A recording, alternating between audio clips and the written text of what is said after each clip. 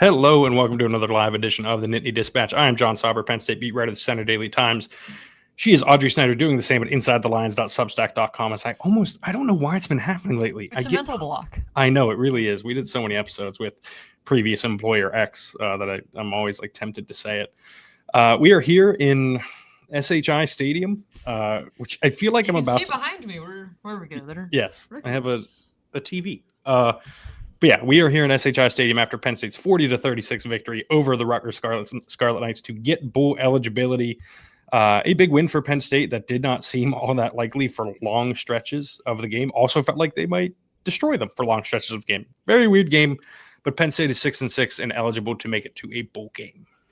A fitting end for a weird regular season that we saw this Penn State team, and we saw the inconsistencies, and ultimately, they found a way, but this is also 36 points is the most points Rutgers has ever scored against Penn State. You could certainly tell the home crowd was getting primed to maybe take one from the big brother state over, but they didn't. And you say the home crowd. To be clear, as Andrew Rapouillet said post-game, it was kind of a 50-50 split. I mean, it is this is going to sound terrible. It is tough, but their seat backs are red, so it's kind of difficult from where we're sitting. And my God, John, they had like 15 light shows tonight. Can we cool it with the light shows? Not every, and I said on here before that I was in favor of light shows in the fourth quarter to set the scene. It's cool. You don't need 12 in a game. And there were fireworks. They were shooting fireworks off in like the third quarter over nothing. Maybe they just had to blow the firework budget with confetti cannons after every single touchdown. Like, saw that too. Man, act like you've been here before, Rutgers. Like, that's just embarrassing. Well, they haven't, and that's part of the problem. But yeah, I was surprised by how many theatrics there were. Although we got Red Panda middle of the first quarter. How are you going to lead off with Red Panda? It's only going to get worse from there. By the way, seeing some questions already in the chat, some conversation. If you have questions, we plan on trying to get to them tonight. I know that's usually a midweek show thing, but with where things are at with the coaching search, we want to try and give as many answers as we can about where things stand. We will talk about this game first, though, and then I promise we will get to the coaching search, and I will scroll back up in the chat if you leave a question now and make sure I find them. But yeah, this was an offense I think that we had not seen before, right? I think it is a completely different mentality from that group. I think the offensive line specifically just leaned on Rutgers the entire night. Rutgers looked like they had no answer for Kaytron Allen and Nick Singleton because they didn't. And Penn State ran for, what was it, over 300 yards on the ground, right? Something or over 200 exactly is what they have on the live stats. Maybe they made some adjustments to that, but yeah, Kaytron Allen 22 carries, 226 yards, 1 touchdown. Nick Singleton 9 carries, 86 yards, 2 touchdowns. Yeah, I mean, this is a really terrible Rutgers run defense, too, so I think you have to take that into account. But Penn State, 509 yards of total offense. However, John, Rutgers had 533 total yards. I mean, we will get to the defense in a second. Wow. I think this is probably a good chance to talk about what this means for the future of Penn State for a lot of these guys, right? Like, Andrew Rapouillet has eligibility remaining. The Kobe Howard has eligibility remaining. Ethan Grunkemeyer does. Like, all of these guys on offense that have eligibility remaining that I think have made themselves attractive candidates for the next head coach to keep. I don't think that's going to be true across the roster, to be clear. I start with this. I'd be surprised if the next head coach is Terry Smith still. I think, by the sounds of everything, the interview went well this week that he had. I believe it was Monday, although I'm getting days mixed up a lot this week. One of several interviews Penn State did this week, but by the sounds of things, it went well. That I still have a hard time envisioning that happening. But still, like I think he has proven that he has value to this program, has value to this team, and he's brought guys along. And I think if he's back next year, then maybe it sways some opinions. That's the other thing, by the way, with people advocating for Terry to be the next head coach. Nobody is saying, yes, if Terry's here, I'll for sure be back, because they don't know, right? And so unless you have those certainties, you kind of can't jump into the deep end with that kind of decision. But back to this offense in general and what it means for those guys, I think a lot of guys proved that they have value with this program still, and I think that starts with Rapouillet. Well, I would say that there is value with the young quarterback. And again, quarterbacks, it's the most difficult position to try and peg. And I'm not saying... Yeah, I kind of wanted to avoid this conversation. We're having the conversation, John. Yes, We're having I know. I want to bring up for all the flaws of this Penn State team, and there were many, we saw a lot of them tonight, mostly on the defense.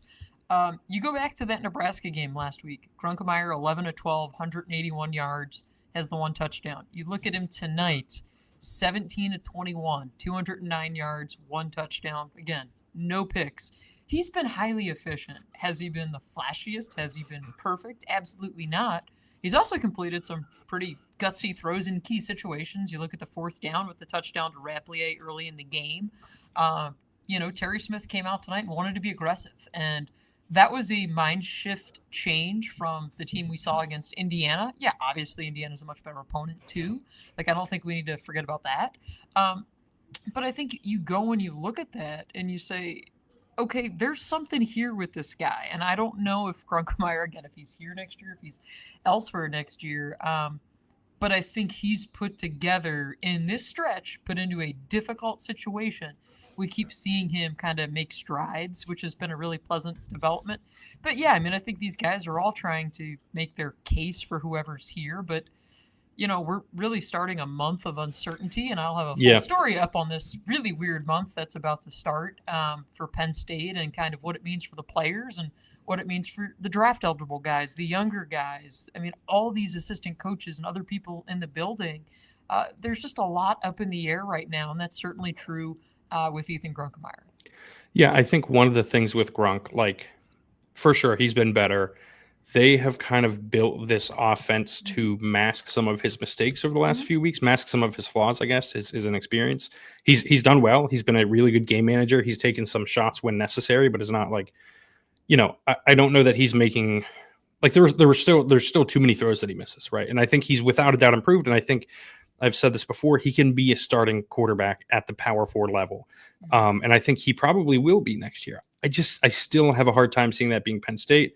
If I had to pick Ethan Grunkemeyer or a transfer portal quarterback, and getting the field in that regard, I would still take the latter, right? I think it is more likely at this point that Grunkemeyer is elsewhere, right? And has a chance to be a starter somewhere else. But yeah, I would still expect that they will go portal hunting for a quarterback, and that whoever it is, will probably be of recognition, I guess. Is a good way to put it. Not to be clear, I don't know who it is. I'm not saying it's going to be. I'm just saying that they are going to target big name quarterbacks. Yeah, and that's this Ethan Grunkemeyer, we've talked about it on here plenty of times. He did not expect to be the starting quarterback this year. But again, you look at putting on film, what you can control and those kinds of things. He's certainly done that this year and helped himself. We saw this offense back to kind of the simplicity, the aggression, the tone-setting nature.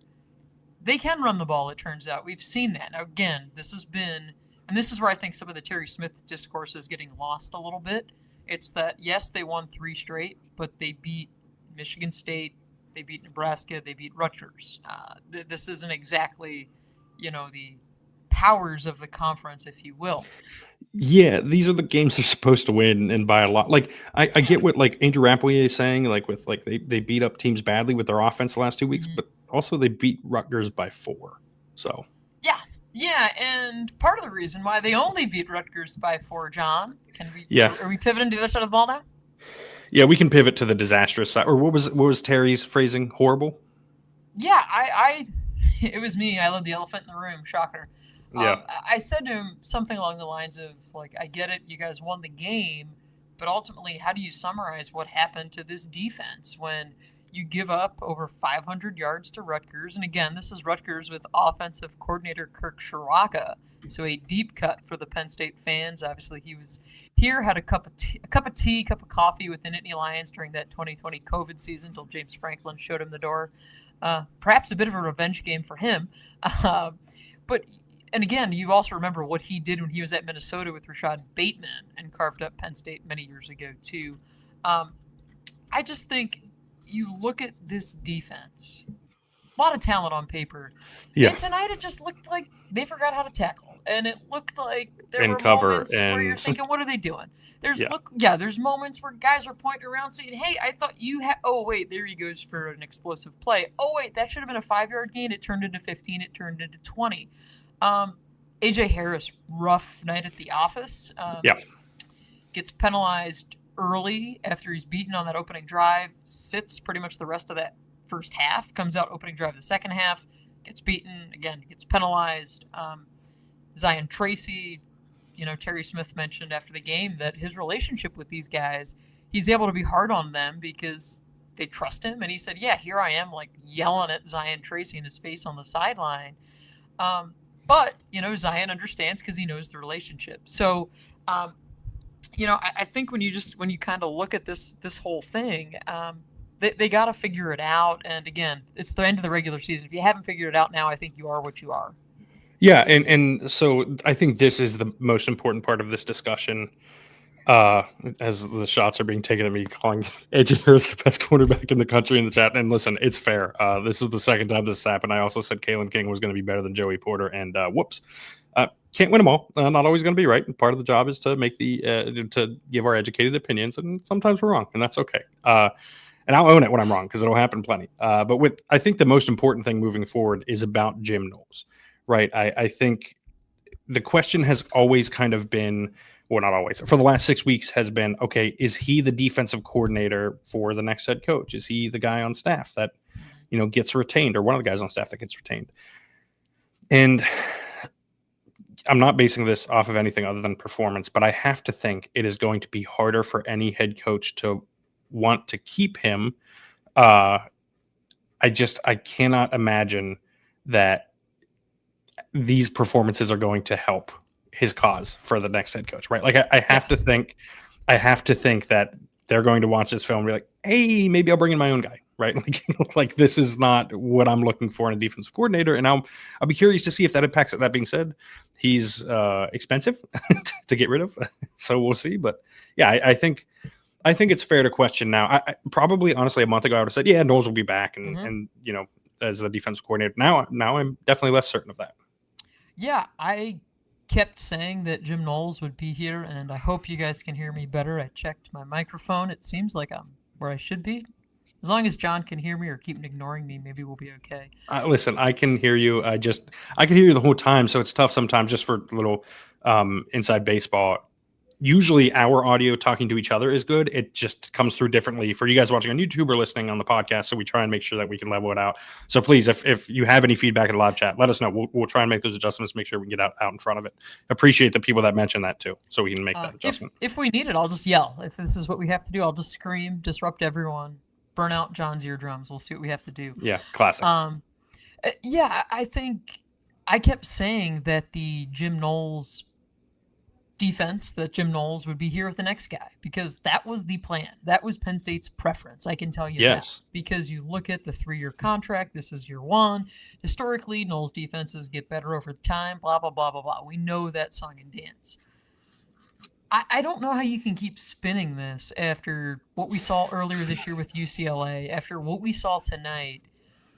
I don't know how you say, like, this is the right guy for the next coach. Now, I don't know that he isn't, but I just feel like I think it's now up to their preference more so than it was before, right? Like, I still think Jim Knowles is a really good defensive coordinator. I think it does take time to implement the system, and like maybe next year's a good year to do that when you're probably looking at like 8-4 to 10-2 at best. But also maybe the schedule's easy enough where you want to try and take advantage of that, so it's not a good time. I don't know, but I'm just saying, like, I think he's given whoever the next head coach is plenty of reason to say, hey, maybe I don't want to do this, and it's better that he moves on and goes elsewhere.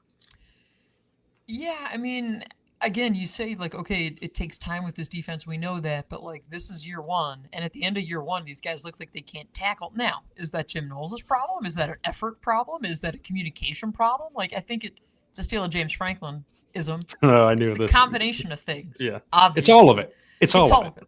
Yes.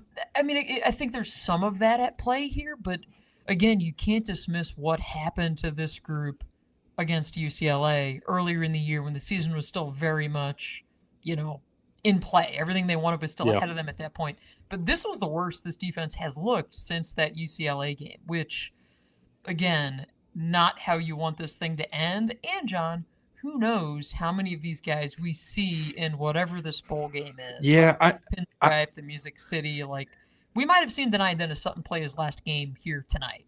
I think we probably saw Terry Smith coach his last game at as Penn State's interim head coach tonight too. Okay, right?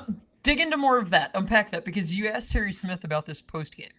Yeah, so I asked Terry if this is. I said the caveat: a lot can change in a month.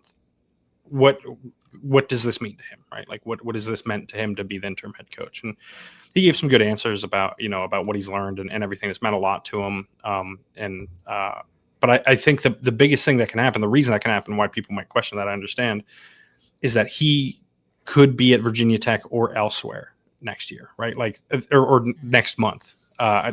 It's possible that whenever Penn State's head coach is hired, that they don't want to keep Terry Smith, or Terry Smith does not want to work for that person. I'm not saying it will, but it's possible.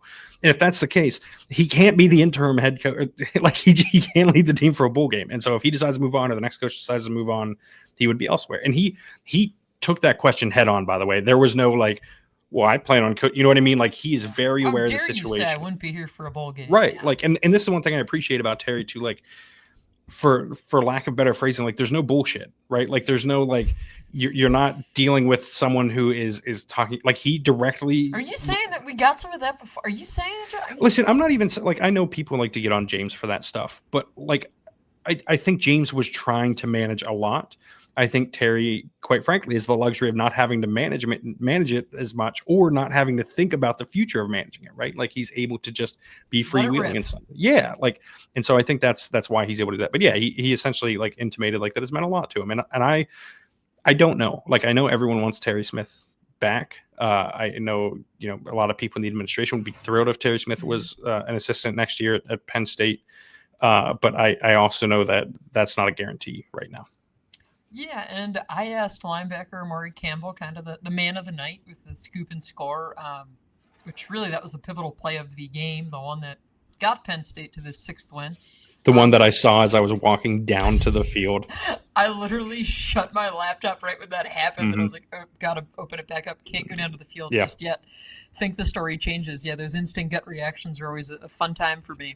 But I asked Campbell, about the bowl game and what does he plan to do? Well, how does he plan to make this decision? He had said before that he plans to play in the bowl game, and I said, is your decision about your future, is it any easier if Jim Knowles is the defensive coordinator here next year? And he said, yeah, it is easier because he knows this defense, and for all the flaws of this defense, Campbell has been the guy who's thrived this year. But again, here you're looking at somebody who transferred in last year from UNC, picks up the defense, picks it up quickly, which Terry Smith even said tonight, like, yeah, something along the lines of, we don't know where we'd be in this defense if we didn't have Amari Campbell, which is not a great indicator for the rest of the defense of how you kind of got to this point. Or the rest of the linebackers specifically. Yeah. The problem coming into the year turned out being a big problem. So you have that, but this is a guy who could go elsewhere next year. This is a guy who could be at Penn State. This is somebody who could test the draft waters too. I mean, you just have a lot of that going on. I asked Andrew Rapplier, like, who helps you through this next month? How do you kind of process this decision? This was a really good answer. He goes, I don't know. Like, I think that's kind of the bottom line for a lot of these people is they don't know. And this is going to be a fast and furious month. And it also kind of feels a little bit weird that we're going to be having conversations with players, presumably in this next month, that bowl media day and lead up to the bowl game.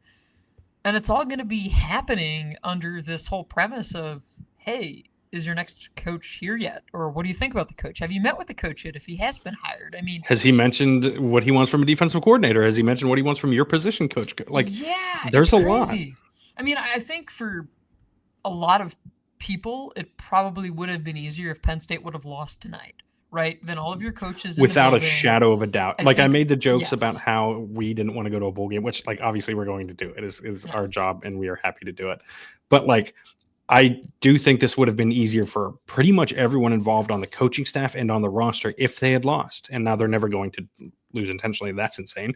But, like, they would have been. It would have been easier to move on, make those decisions, go where they need to go, because I'm pretty sure there will be assistants moving on between now and the bowl game. And that's not just like Terry Smith, by the way. That's like, if Andy Kotelnicki's not going to be back next year, why would he wait? If Jim Knowles isn't going to be back next year, why would he wait? If Marcus Hayes, like, top down. Like, I wonder what this coaching staff will look like when the bowl game rolls around. I wonder what this roster will look like. And when, if you're Pat Kraft, do you make some of these decisions, right? Like, is Black Monday, we always hear about in the NFL, is Black Monday a thing for this staff? Or is it just simply, hey, well, now we got a bowl game, so let's ride it out till you get a head coach in place, right? Like, it's going to be difficult. And I don't know how you try to navigate all of that. Like, I think there's a lot of moving parts, again, for these coaches, for these players. One of the things I asked Nick Singleton, and I'm going to get more into this on my story on my Substack, have you read the fine print in your contract, Nick? Do you know if you're contractually obligated to play in this game? And he said he's not sure, and that he's going to meet with his parents and kind of keep, which is what you expect. I mean, these guys are 18 to 23. They just want to play until it gets to this point. And is there a parameter in the contract, John, where it's written as you must play if it's a playoff game, or you must play if it's a postseason game, you must play if it's a bowl game? Because it's very different if we're talking about a Pinstripe Bowl, a Music City Bowl versus a New Year's Six game, right? And even then, we saw Penn State have opt-outs of New Year's Six games. And this was something, just kind of like a little bit of a parting gift from James Franklin. This is something that he was adamant about having it in the contract that guys would play in bowl games. Again, I wonder if Penn State would let guys out of that, though. I was going to say, I do not think this carries to non-playoff bowl games. Like, my understanding, it's probably just for playoff games. So, again, I think it could very well be a situation where it's up to players if they want to play. And Singleton said he has not made a decision if he's going to play in this bowl game. But that, if he does, there will be risk associated with it, and he will have to, understand those risks if he plays. And I mentioned Nick because that's Nick Singleton, that's Denai Sutton, that's Venga. That is so many guys on this roster. Usually you mention that a guy is, like, when a guy says, I don't know. Kaytron. Yeah. I don't know usually means no. Like, they just got to work through it and announce it, right? Like, I think that's the biggest thing.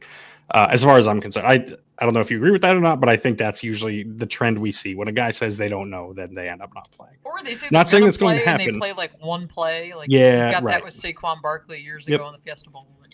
And I get it. I'm not here faulting anyone, but I just think it's something to bring up that it's very possible that we saw a lot of these guys play their last meaningful game tonight. There is a question here I want to get to before we switch to the coaching search. Two of them, actually. One, who makes a final decision that they're going/not going to play in a bowl game. As a collective, they have to play. Like, this is not their decision. There's no opting out. Yeah, this is their full-blown decision. And then someone said, does AJ Harris even get drafted? I honestly think AJ Harris is probably back in college next year, if I had to guess. Yeah, I will bring up, I did a Q&A with Dane Brugler of The Athletic earlier this year, and we mentioned AJ Harris, and I said to him, like, what do you see in this guy? And this is someone who, again, talent evaluators beyond John, the paid talent evaluators who are scouting NFL franchises. Hey, I get paid just not to do that. Those guys, they also thought really highly of AJ Harris, and then it was kind of like, what happened this year? Yeah, I think he's back in college next year. I don't know if that's here. I don't know if that's somewhere else, but I do think he's back in college. Yes, we will get to the coaching search, but quick, let's do a word from our sponsors. One play can change a season. One upset can silence a stadium. With every snap, the stakes get higher, and no one brings you closer to the action than DraftKings Sportsbook, the #1 sportsbook for live betting. From live betting to odds boosts and so much more, DraftKings Sportsbook has everything you need to stay in the action from kickoff to the final whistle. New customers, this one is for you. Bet just $5, and if your bet wins, you'll get paid out $300 in bonus bets instantly. Own every Saturday with DraftKings. Download the DraftKings Sportsbook app and use code DISPATCH. That's code DISPATCH to turn $5 into $300 in bonus bets if your bet wins. In partnership with DraftKings, the crown is yours. Gambling problem, call 1-800-GAMBLER. In New York, call 877-8-HOPE-NY. Text HOPE-NY 467-369. In Connecticut, help is available for problem gambling. Call 888-789-7777 or visit ccpg.org. Please play responsibly on behalf of Boot Hill Casino and Resort in Kansas. Pass-through per wager tax may apply in Illinois. 21 plus age and eligibility varies by jurisdiction. Void in Ontario. Restrictions apply. Bet must win to receive bonus bets, which expire in 7 days. Minimum odds required. For additional terms and responsible gaming resources, see dkng.co/audio. Limited time offer. That felt like a 10 out of 10 on that part. Eligibility got you tripped up. Eligibility is a tough one. It always gets me. Yeah. Well, John, you know who else always gets you? Our friends over at Yes. Robeck. Wearing again right now. I think this is probably a streak of like 10 shows consecutively, maybe with something Roback worn for you at least. That sounds right. Yeah. Our friends over at Roback, you can save 20% off your first purchase when you use code TND20. That's TND20, as in the Nittany Dispatch 20. Holiday shopping, John. Black Friday is upon us. Cyber Monday is coming. It is just madness all over the place. I recommend our fine listeners get out there, get some Roback apparel for themselves, for their loved ones, and get ahead of the rush. Yes, absolutely. Again, can't endorse it enough. Wearing the joggers and the hoodie tonight, as I tend to do at these games. You gonna show off the joggers? Is it no? I'm not going to do that. It's just not going to happen. All right, the coaching search. So I just have to show this one on screen because it does make me smile that I'm bringing this into other people's lexicon. The Tide rolling in the Arn Bowl. Arn Bowl, baby. The Arn Bowl is the reason I brought that up. So my understanding is that DeBoer is probably not a part of this search. Things can change. Important caveat: win or lose, I do not expect him to be Penn State's next head coach as things stand. But that's again, things can change. But you say that, and a siren went off outside. I know, I heard that too. Yes, I think that covers that. First question I saw earlier, the one that I was actually talking about when I said I'll make sure I get back to it, is all this Lincoln Riley smoke real? That is not a name that I've heard. I'm under the impression that he is potentially looking for an escape hatch from Southern California. I think there were some potential landing spots that looked like they could open if programs didn't reach their goals. I think that is like kind of it for him, right? Like he's looking, but I don't expect anything to happen. Seeking, but also we still, and as I scan Twitter, the Kiffin domino. Oh, hold on, we'll get there. Don't worry. Yeah. Someone said Brian Hartline might not be the Penn State head coach, but maybe he should be the Petulo replacement in Philly. No, not helpful for Philly, but also literally anyone else is also fine with me. I will add. In Philly, this has turned into Eagles discussion. Big Dom was here tonight on the sideline, standing close to John and I at the end of this game. Because he was at an Eagles game earlier, or not an Eagles game. Gosh, yeah, of course he's been at those. He was at a Penn State game earlier this year. He was cheering for Penn State. Yeah, but where? What's the connection? I don't know. Why does he keep showing up? I'm going to figure it out. Also learned that I'm taller than Big Dom. He's not that big of a guy. I don't think he's that imposing. I mean, again, we're standing. Calling him out now. Oh, Big Dom, what is your connection to Penn State? Why have you shown up this year? Is he maybe the bad luck charm? Like, I don't recall seeing him here before this year. Maybe I missed it. But. Someone mentioned that Lane Kiffin to Penn State. That's not happening. No, Audrey was on this like months ago. Like, I believe I reported on like October 14th that it was a no. Yeah, and listen, my expectation remains that Lane Kiffin's going to end up at LSU. Who knows how long Ole Miss is going to let him coach Ole Miss? If he, if Auburn comes back and wins, will they let him coach an SEC title game? No idea. I'm not going to pretend to know those things. But my anticipation right now is that he's going to be LSU's head coach next year, which will, of course, open up Ole Miss. There will be names that could get connected there, and when the time comes, if it impacts Penn State, we'll let everyone know. But I don't anticipate that being the case. I actually like this one. Would Sam Leavitt be a good fit at Penn State? Arizona State quarterback Sam Leavitt. Well, we don't know what the offense is going to be. Yes, but I would not be surprised if he's the type of name that Penn State's looking at, right? Like that level of quarterback is experienced, has been a starter, has been a dual threat, like, and plays at a really high level. I think that is, I genuinely do not know who their quarterback's going to be next year, but I think like that's kind of the right track, right? Like that's kind of the name that I would be looking at. Splashy name, spend money, be aggressive in the portal, right? Like those are all the things that Pat Kraft, hinted pretty strongly at when they let James go, was that in this era you need to be aggressive in the portal, and I think we're going to see that at quarterback next year. Yeah. Someone did ask if we're going to be, a pod or segment to discuss the draft stock of players that intend on entering the draft. That's something we can do once the smoke clears on that front. We'll talk about where there's not the Lincoln Riley smoke, to be fair. No. Yeah. We will cover all of that stuff as we always do. So when do we get the readout on who won the preseason karaoke bets? That depends on when Audrey wants to admit that she's wrong. I haven't looked at anything. All I know is, John, and again, I have no problem doing karaoke. That's right up my alley. But I don't know if either of us can really feel good about our predictions for this year are 11-1. Our listen, playoff to championship steal another James-ism, not everybody gets to go out there and celebrate a win on Saturdays. You look around the country, other people taking losses. If I get my win, I'm celebrating my win. You best believe that. It'll be like Soul Plane in here. Have you guys ever seen the movie Soul Plane? James used that one on a lot. Yes. A lot yeah. So some general stuff that I'm seeing, because I've seen a lot of people mention names and whatnot.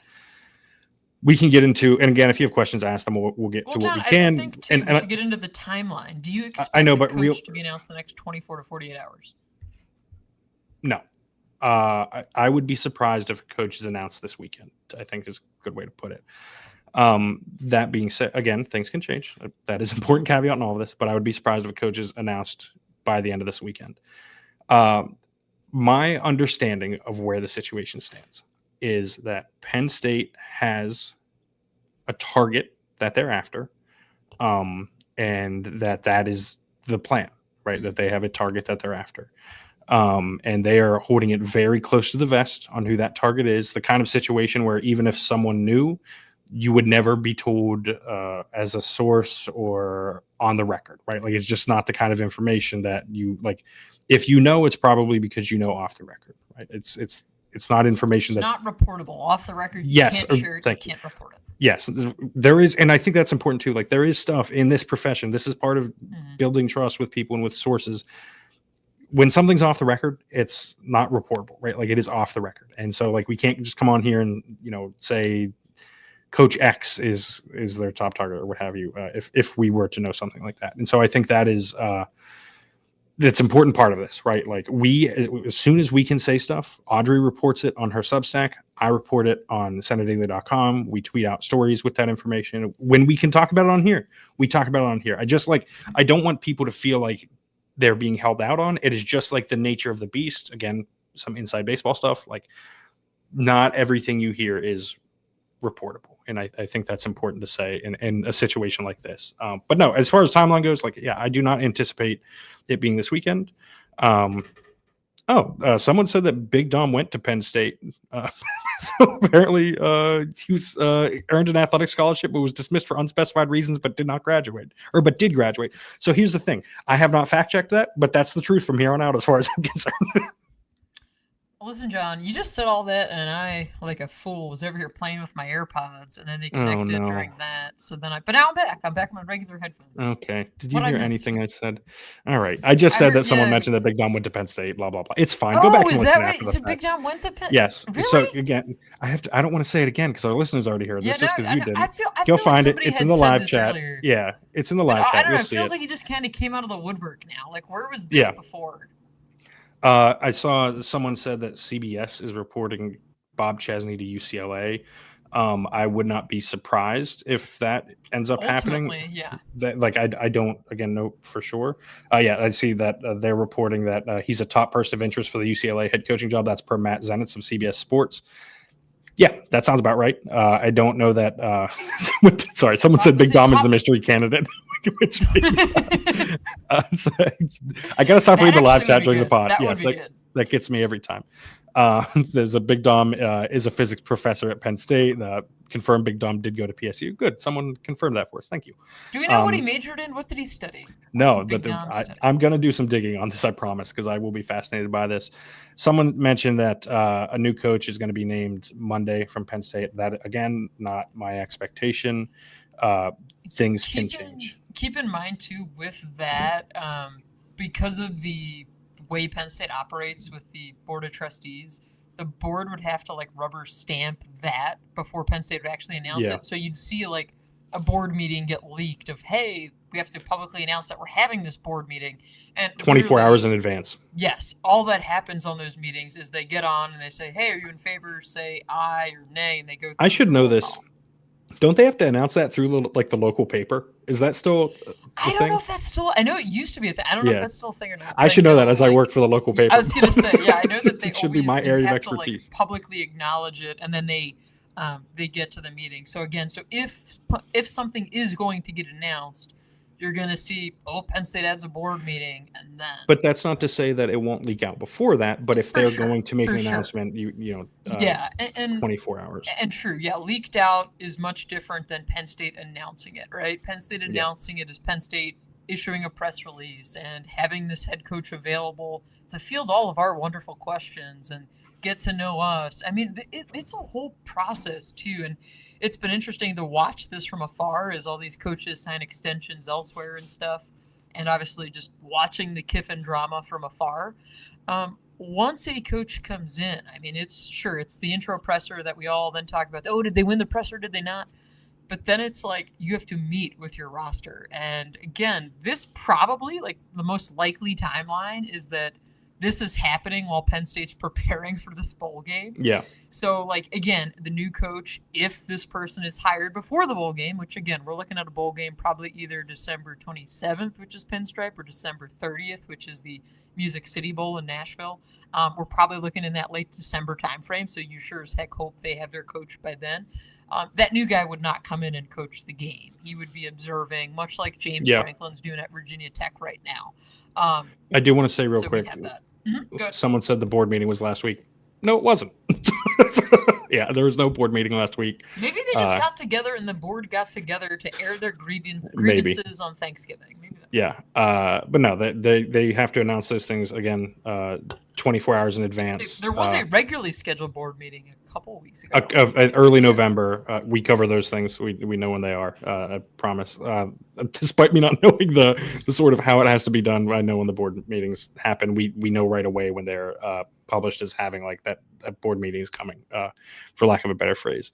And so it is funny. I did just get a text from a friend as well who was watching that there was that Big Dom was kicked off. So more confirmation that is what happened in this situation. So this was under Joe then? Yes. How old is Big Dom? Okay. I genuinely no idea how it's Big Dom age. Yes. But yeah, again, I just want to reiterate someone because I'm seeing some people say stuff in the chat. Our understanding of where this at, and I think Audrey would agree with this, is that Penn State has identified a candidate. That candidate's name is not public. It is not. It is not. Someone that is. How do I say this without getting myself in trouble? Keep going. Yeah. We'll see. We'll see where this sentence ends. It is not. Listen, they have a plan. Like, let's put it that way. Penn State has a plan. I've seen a lot of bailing me out. I've seen a lot of the, like, Penn State's just winging it. They have no plan. They're just kind of hoping. Yes. And as all these other coaches end up elsewhere, like, what's Penn State gonna do? They're gonna get stuck with nobody. I guess they're gonna have to hire Terry because there's nobody left. Like, I assure you, they have a plan. Now, yes, that plan real can quick. change. That plan can fall apart, but they have one. Yes. Someone asked, "Are we allowed to say if you've heard off the record who the name is?"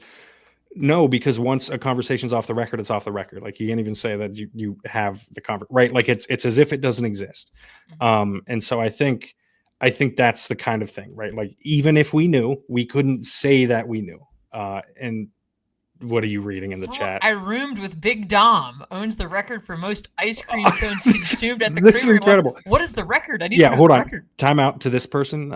Please, my email address is jsauber@centerdaily.com, CNTREDAILY.com. Please reach out to me. I would love to reach out and even just have a conversation over email about Big Dom, and I'm fascinated by this and would like more information. Might be an off-season story, and I'm stealing it from you, Audrey. Because we're not going to have anything to you bet. We're going to fight over Big Dom. That's the juice of the off-season we need. Yeah, right. You're right, because it's not like there's anything else going on. They could send Nick Sirianni to Penn State, which would not be great. I mean, it might help your life in one aspect. Yeah, right. I'm assuming it wouldn't help it from an access standpoint based on how things go. And so I do very much enjoy people trying to say, like, okay, so off the record, who do you like? This is how this works. We're live on YouTube. Yeah, like, we can't do that. Yeah, that's not. We can't say. What was the record, or was it off the record? Yeah, it's very funny.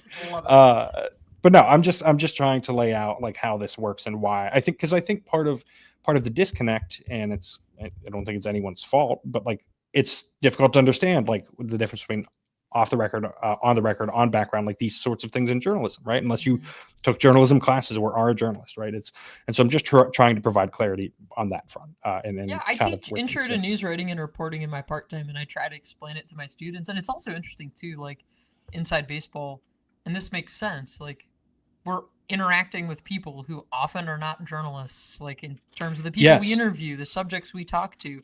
Like Terry Smith said something tonight about the officiating. And then afterward, he was like, wait, because there's something about the timeout, right? The delay game penalty. And he's like, wait. I'm not supposed to say that. Wait, that was off the record. It's like, no, Terry, you're supposed to say that beforehand. But like, yes, you can't say you're something. making a joke in that setting because, so it's a little bit different. But because like our jobs are weird, right? I mean, I think a really good way to think about it is I always would tell people this with James Franklin. Because, you'd get a lot of like, oh, what is it like to cover him? Do you like covering? You must not like him. And my thing was always like, James is fine. Like, there are a lot of coaches in college football that are not easy to deal with and that they're complicated. I was like, James was fine. Like, it was good. Like, I respected him. He respected me. We were good.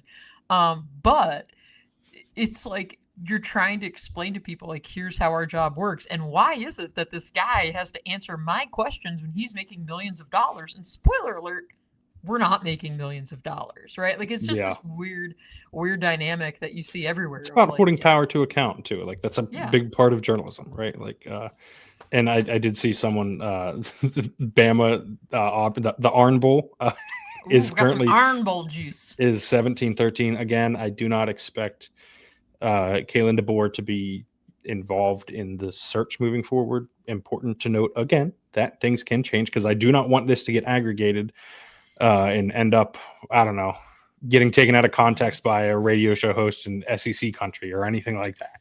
Well, at least, John, we didn't call a coach anything crazy this week, so we're not the craziest podcast out there. Yeah, that could be its own podcast. I will not be taking part in saying Terry Smith's a very nice man, and I have a lot of respect for him. And so, I think it will be interesting to see how the Lane. Not to say anything, but it would be interesting. It'll be interesting to see how the Lane Kiffin drama plays out, given some of the circumstances surrounding that. But I right now, just to hammer that home, because I know it was addressed earlier in the chat and people are coming in later. Expectation is Lane to LSU. Audrey reported very early on in the process that Lane was not going to be an option at Penn State. That is kind of the deal, right? Like, that is what has happened. I don't expect that to change. I don't expect anything in that regard to change either with Lane, unless he wants some kind of caveat that he can coach at Ole Miss or whatever. Someone asked why Audrey has a Rutgers logo in the background. It's because we're in SHI Stadium. Yeah, we're with her Rutgers couch. No, we're in SHI Stadium still. I'm actually in. I think one of us is in the visiting AD suite. I think it's me. I'm not 100% sure. This, admittedly, not the nicest press box. Ooh, one name that I can't address. They locked the beer cooler. I can tell you that. Yeah, they did that in here too. Don't worry. A name that I can't address because I love addressing this name, and I'm 100% certain that Eric knows that. What about Fran Brown? Nope. Been a no the entire time. Would have been a no if he went 10-2. It's certainly a no when he's not 10-2. Do we have one that just says Lane Kiffin? Can we get one? If someone wants to ask about Brian Hartline, I can shoot that one down too, because that would be fun for me.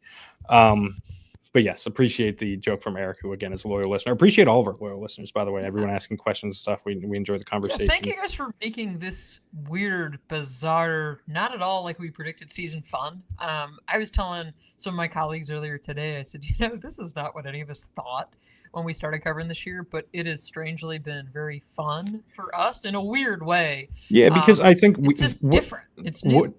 And what has happened is a lot of people have gravitated to the podcast, which again, we're super grateful for everyone that has been a listener for a long time. And we're super grateful for everyone that is joining this year. Someone said Audrey decked out her house in full Rutgers attire. It's very funny. You caught me. And the exit sign too. Oh, someone said, there it is. Someone said, talk about Heartline then. It's not going to be Heartline. It was never going to be Heartline. They want a head coaching experience. But yeah, so I think that is like, we are super grateful for all of you guys who are here, everyone who's listening, everyone who is participating in the chat, everyone who just listens, everyone who just watches, and eternally grateful. This has been a very weird season. I think that is part of what's brought the engagement, right? Like, people want to know, like, there's information to be had too. And I think, I hope at least that people have been excited about what we've brought to the table, have felt that they've been brought along with the process as much as they can. As Audrey, take a look. We have 409 live listeners right now, I think. Oh boy. Another one for me. Urban Meyer. No there too. I feel like everyone's playing the hits tonight. There was no 409 button from Terry Smith tonight. I can tell you that. Yes. Terry Smith, very intentional with his actions. And I am not surprised by that. I'm not surprised that he kind of toned down a little bit. Everyone in the live chat right now is like playing all of the hits. The how do you think James Franklin spent the lump sum $9 million buyout check? Which, again, that is a joke. It was not a lump sum, as I had to repeat over and over again. But yeah, I wonder what did he do this week? Like, how many people is he recruited? Yeah, so how many people is he just like driving crazy, saying, "Hey guys, we gotta fix this thing. We gotta fix it." I mean, that is the thing that's so fascinating about James, is that he grinds on people because he knows what it takes to get the job done. So, I mean, I think we all probably saw, I don't know if you did, John, the photo he or whoever's running his account now posted on Thanksgiving, and it was like, oh, here are all these familiar Penn State staffers kind of from behind the scenes. The average fan might not notice, but like Aeneas Hawkins is in there. All these guys decked out in Virginia Tech gear having Thanksgiving dinner somewhere in or around Blacksburg with James. And it's like, yeah, that's how quickly these things change. And that's how quickly these guys start getting rolling. And at some point, John, Penn State will get their coach and they will start rolling and they will come in and they will start recruiting. But until they do that, everyone is in limbo. And it is what it is. You got to let the process run its course. But I get the frustrations. I get seeing everybody else around the country seemingly, even though it's not true, seemingly resolve their coaching searches. And you're still like, well, guys, we've been at this since mid-October. Where is he? Right. And I think that is like, I think a lot of people are going to sort of be smacked in the face with that when it doesn't happen tomorrow. Right. We're recording on Saturday, November 29th, by the way, for anyone listening or watching after the fact. Did see a question if we saw the plane fly over advocating for Terry. Yes, I heard about this a couple days ago, and I was like, oh no. Like, I think it was Darian Summers who said this on Twitter, who essentially said like the person who did that can like advocate like that. If you want to care about Penn State football, you can put that money into like NIL and stuff like that. And I think that's probably a good point, right? Like it goes back to the kind of the conflict here with where things are at with donors and letter winners and everything, and what is a priority, I think. And I think listen, if you care about Penn State football, there's probably money better spent than on an airplane, right? Doesn't have to be an either or. People can spend their money however they want to. For sure. Like, I'm sure if someone's hiring an airplane, that they got money to burn. Did we need to put the R on the couch here? Not that because it's not my couch. But I don't know. Did you need to put the R on your couch, Audrey? It was a good deal. I got a good deal. In your house, despite there being an exit sign over your shoulder. You never know. I could have one of those too. You never know. As someone said that we do a good job, greatly appreciative of that. Can't believe we're not making millions. I can't either, but this is where we're at. Maybe we just gave them like the wrong Stripe accounts or something, and they're just depositing our money to the wrong people. Could be it. There's no real way. Getting our lump sum. Yeah. Yes. I think barring any, I'm looking in the chat here, barring any more questions, I think that's probably a good place to leave it for tonight. Audrey is writing, as always, on insidelines.substack.com. You can find her post-game coverage there. I will have a story up soon about Terry Smith and kind of his impact if this is the end. The idea that Terry Smith helped Penn State regardless of whether he's here or not. And I think that's important. If you go ahead, note, John. Yes. We've got like the regular season just ended. Penn State, Terry Smith told us that they're giving the players this upcoming week off. So, again, like your usual Monday press conference, your player Zooms, your Wednesday post-practice, like that stuff's not happening right now because Penn State's in a different schedule. So we'll go live at some point this week. So we're going to keep it Tuesday night? Do we want to? So we'll play it by ear. The plan, I think, right now is Tuesday night when we always go live. And honestly, there's a chance that like we'll see where things are at, that we could be recording Thursday or next weekend. I think we could be recording. We will try if and when a coach is hired, we will go live as quickly as we can. Yes. And like, we obviously will have work to do ahead of that, but like we will do as much as we can, or we will get on here as quickly as we can. But yeah, I think Tuesday at 7 is the plan, as always. If that changes, we will let you guys know. You can find out if we let you know by following Audrey on Twitter at OddSnyder4 and on Blue Sky at AudreySnyder.bsky.social, and by following me on Twitter at John Sauber. There is no H in John because there never has been in my name. You can see it right down here below on YouTube. You can find me on Blue Sky at johnsauber.bsky.social. We will be back. I like I said, Tuesday, hopefully. Until then, don't forget to rate, review, and subscribe to the podcast. If you're listening on Apple Podcasts, hit that or leave those 5-star ratings, reviews. I'm mixing up my plugs here. Yeah, we're a mess. Leave those 5-star ratings for us and reviews there. And if you're watching on YouTube, hit the thumbs up button down below. Hit the subscribe button down below. We are over 3,000 subscribers, which means I now want us to get to 4,000 subscribers because it is never ending in this world. Push is on. Yes. We'll be back Tuesday night. Thank you to everyone for tuning in for all of your questions. Until then, thank you for tuning in. Have a great day.